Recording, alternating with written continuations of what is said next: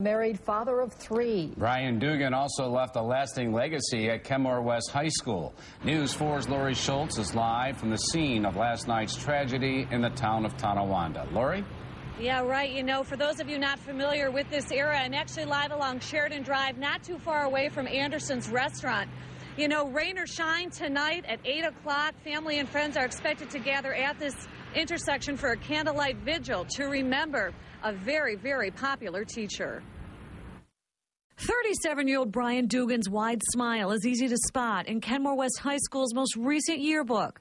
His tragic and sudden death Wednesday night came as a shock to staff and students who will always remember his passion to teach. Mr. Dugan was a very, very funny and fun-loving, wonderful person to be around, and an excellent teacher and guide to so many of our students. Sadly, many of his students watched helplessly as emergency responders converged on the tragic scene on Sheridan Drive. Preliminary investigation shows that he was crossing the street, and all witness statements so far have stated that the light was red for the vehicle on Sheridan Drive at the time of the accident. The driver's been identified as 75-year-old Beverly Walsh, also a town resident.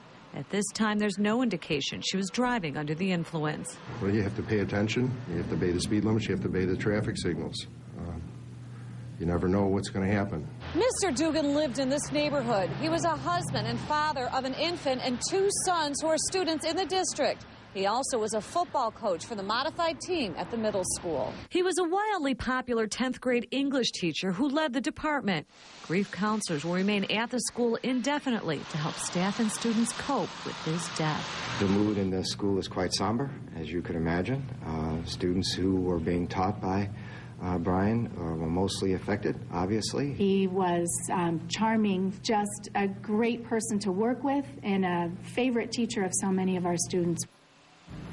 And so many tributes are now in the works, including the candlelight vigil tonight and a moment in silence planned before the varsity game on Saturday. Just want to remind you parents that if you're planning to attend the open house at Kenmore West, that's been postponed until the 29th. Now, obviously, many students are heartbroken. I'll share their comments at 5:30. Live in the town of Tonawanda, Lori Schultz, News 4.